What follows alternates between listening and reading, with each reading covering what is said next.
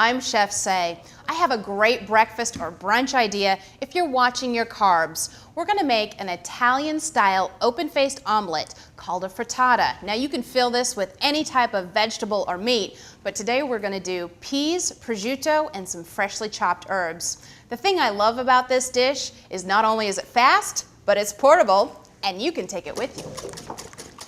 To start out our frittata, we're just going to mix together our eggs, buttermilk, ricotta cheese, salt, and pepper. That's perfect. Let that sit. Then I've got my pan ready to go. I want to heat up my peas. These are beautiful little fresh peas. Some prosciutto, because that's going to give it a nice flavor. And then some chopped herbs as well. So those will all go into the pan. And we just want to let these saute to cook through. The frittata doesn't really cook for a long period of time. So if you're going to add vegetables or meats, you want to pre-cook them. Give that a little toss. Now, while this is cooking, I want you to take a look at the type of pan that I'm using. This is a really good non-stick pan. You can see how the coating is nice and shiny. I tried to do this recipe at home with an older non-stick pan, and when it came time to get the frittata out, it just didn't work. So make sure you have a really good non-stick coating on that pan. We'll just give these another little toss here. That is perfect. Now if you can't get fresh green peas at your farmer's market, go ahead and use frozen ones. Just let them thaw out a little bit.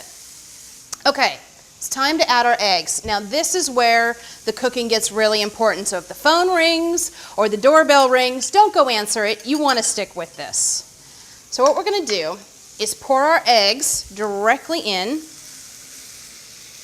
There we go.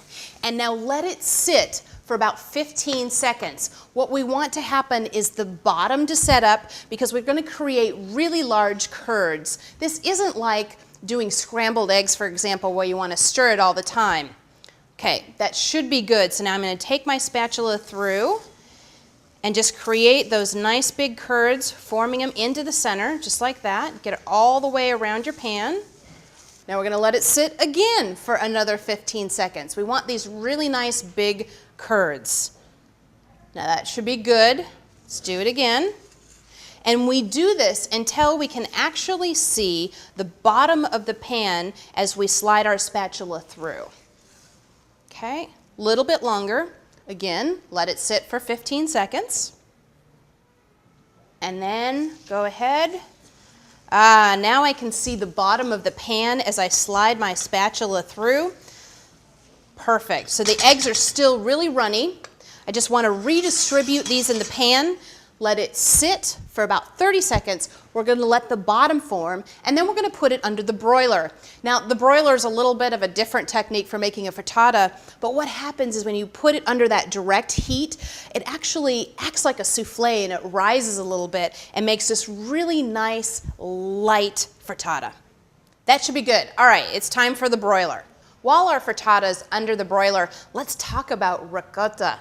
This is fresh ricotta cheese. It comes in this neat little basket, and it has the whey in the bottom to keep it fresh. Now what I do is I take these little curds and I put them into my eggs before I put it into the frittata. It creates like these little pillows of heaven once it's inside the eggs. Now, if you don't have ricotta, you can use Asiago, Parmesan, any type of cheese. It doesn't have to be ricotta.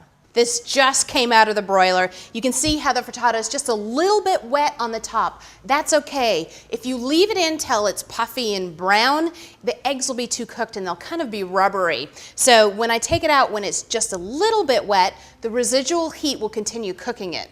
But we're ready to eat it. So using my spatula, I'm just going to slide it around the edge of my frittata. This is where the non-stick pan comes in very helpful. And we're going to cut this little beauty into triangles. Perfect. And then I believe we're ready to eat. So just set this on our plate, maybe put in a little bit of green salad, and you're ready to go. This is a perfect brunch. Happy and healthy eating.